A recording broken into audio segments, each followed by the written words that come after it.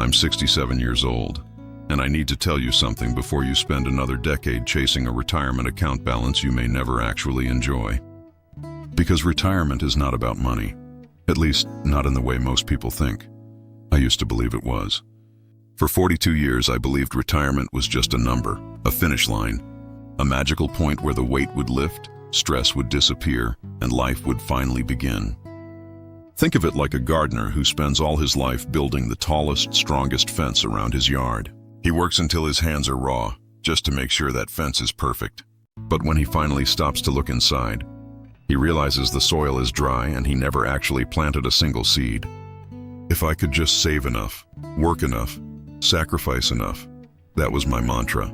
Then, one morning, at 67 years old, I woke up retired. The silence was deafening. I looked at my bank account and the number was there, but I realized I had absolutely no idea how to live. I was like a sailor who finally reached the shore after a lifetime at sea, only to realize he'd forgotten how to walk on solid ground. My name is Daniel. I worked in insurance for most of my adult life.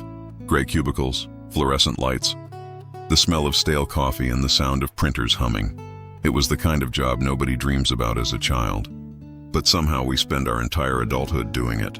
I wasn't miserable exactly, and that's the dangerous part. It's the kind of life that's not terrible enough to make you run away, but not meaningful enough to make your soul dance. It's like sitting in a chair that's just comfortable enough to keep you from getting up.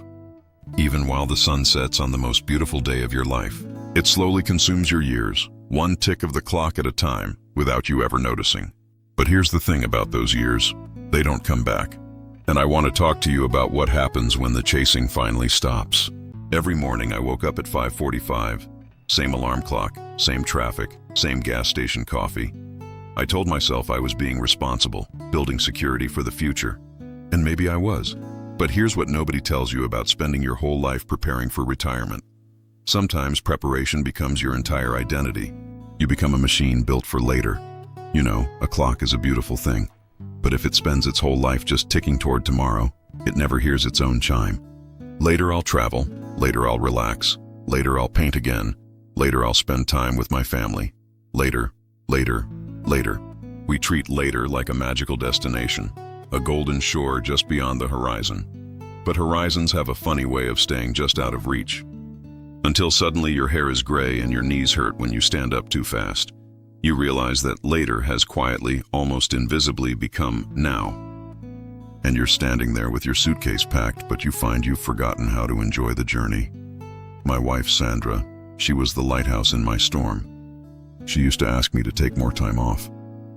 "Daniel, you have vacation days," she'd say, her eyes full of a quiet hope. But I almost never used them. I was too busy building the boat to ever actually set it in the water. I was trained to feel guilty for resting. Some of you understand exactly what I mean. It's like a heavy coat you can't quite take off. You sit on a beach, the waves whispering in your ears, but you feel anxious because emails are piling up in a dark room somewhere. You go to your daughter's recital, but you spend half the performance checking your phone under the seat. You are physically present, but emotionally, you're still at a desk. Your heart is just a passenger in a life someone else is driving. And that, my friends, is where the true cost of later begins to show. I missed things, not the obvious things. I attended the birthdays, I paid for the braces, I took the family photos at Christmas. I checked all the boxes I thought I was supposed to check. But I missed the invisible things. The small, quiet moments that actually become your life later, when your memory starts sorting through the years like a child gathering pebbles on a beach. Sandra laughing while she was cooking spaghetti, her face flushed with the heat, the way the light caught the steam. I was in the room, but my mind was in a meeting from 3 hours ago. My son asking me to throw a baseball after dinner. He'd stand out there until the shadows grew long, just waiting. But I had reports to finish. I had a future to build. My daughter wanting help with a school project. I can still see her face, and I can still hear my own voice answering, "Just give me a minute, honey." Lord, how many lives are lost inside that sentence alone? Just give me a minute. We say it like we have an infinite supply of minutes in a vault somewhere, but that vault is leaking. At 58, my best friend Richard died of a heart attack in a hotel room during a business trip. He was the picture of health, exercised, ate his oatmeal, took his vitamins, dead before the ambulance even arrived. He died alone in a room that looked like every other room he'd stayed in for 30 years. No family, no garden, just a briefcase and a television humming in the corner. And at his funeral, everybody said the same thing people always say when they don't know what else to praise. He worked so hard. They said it like it was a badge of honor. As if overworking yourself into an early grave is somehow noble. As if the company will miss you half as much as the people who actually loved you. It's a hollow kind of victory. I remember standing beside his coffin, looking at the man I'd known since we were boys, and I was thinking something that I was too afraid to say out loud to anyone else there. I was thinking, Richard, was it worth it? Was that last promotion worth the price of never seeing your grandchildren grow up? I knew the answer, and that's when I realized my own clock was ticking. Richard never got to become the person he was postponing himself to be. That thought haunted me for years. It was like watching a beautiful story end right in the middle of a sentence. But it wasn't enough to change me. Because fear is powerful, especially financial fear. I grew up poor. The kind of poor where your parents whispered about bills after they thought you were asleep. Those whispers, they stay with you. They become the background noise of your entire life. You spend your adulthood terrified of instability, terrified of needing help, terrified of old age without money. And fear is a master deceiver. It can make you confuse survival with living. You think you're building a life, but you're really just building a bunker. I spent 42 years building that bunker, making sure every brick was solid, every debt was paid. And at 67, I finally retired with what most people would call a good financial situation. House paid off, savings solid, no major debt. On paper, I was the success story. People congratulated me constantly. You made it, they kept saying. You made it. But 3 months into retirement, I found myself sitting in my kitchen at 10:30 on a Tuesday morning, staring at absolutely nothing. No meetings, no deadlines, no phone calls. Just silence. And for the first time in 42 years, nobody needed anything from me. Do you know how terrifying that felt? It wasn't the peace I'd been promised. I thought retirement would feel like freedom, like finally taking off a heavy pack. Instead, it felt like disappearance, like the world had moved on and I was left in a room with the lights turned off. That was the first truth retirement taught me. When you define yourself by what you do, who are you when you finally stop doing it? If your entire identity is built around productivity, rest feels like death. I didn't know who I was without work. Not really. I knew my title, my routines, my responsibilities, but underneath all those titles, I had no relationship with myself anymore. I was like a tool that had been used to build a house, but now the house was finished and I was just lying in a drawer. The days became strange after that. I would wake up at 5:45 out of pure habit. I'd wander the house in the dark while Sandra was still sleeping peacefully. I reorganized kitchen drawers 3 times in a single week. I watched cable news for hours until the voices felt like they were inside my own head. I walked around hardware stores for half a day without buying a single nail, just looking at things that needed fixing because I didn't know how to fix myself. I started getting irritated over tiny things that never bothered me when I was working. The dishwasher noise started sounding like a jet engine in my ears. The traffic outside, the neighbor's dog barking at the mailman. Every sound was like a needle pricking my skin. I was a wire tuned too tight, waiting for something to snap. Sandra finally looked at me one evening. We were sitting in the living room and she just reached out and took my hand. She said, "Daniel, you don't seem happy." And I remember getting defensive immediately. My voice got sharp. "Of course I'm happy, Sandra. I'm retired. I've worked 40 years for this. Don't tell me I'm not happy." But the truth was uglier than that.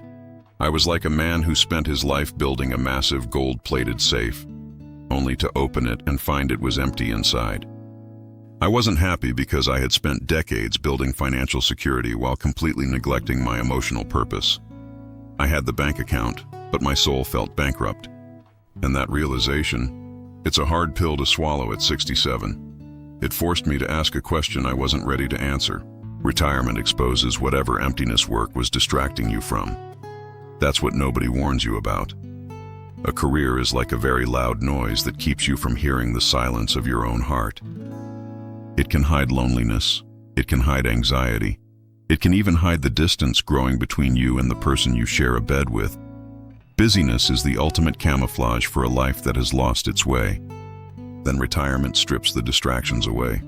The phone stops ringing. The emails stop coming. And suddenly, you are trapped in a room with the one person you've been avoiding for 40 years, yourself.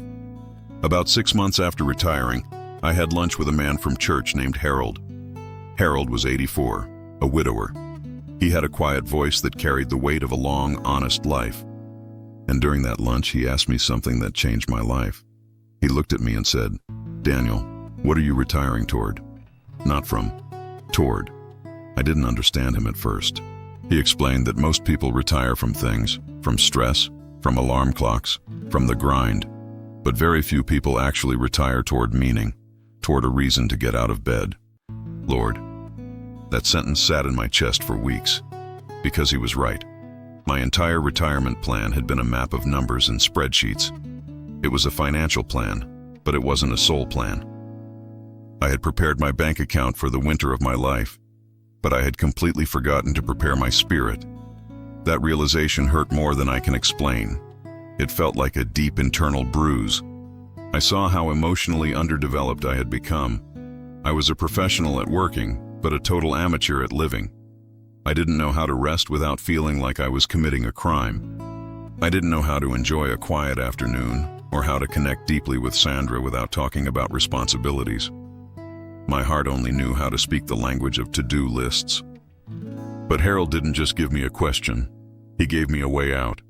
He told me that it's never too late to start planting the seeds of meaning, and I want to show you what that looked like for me. I had become efficient instead of alive.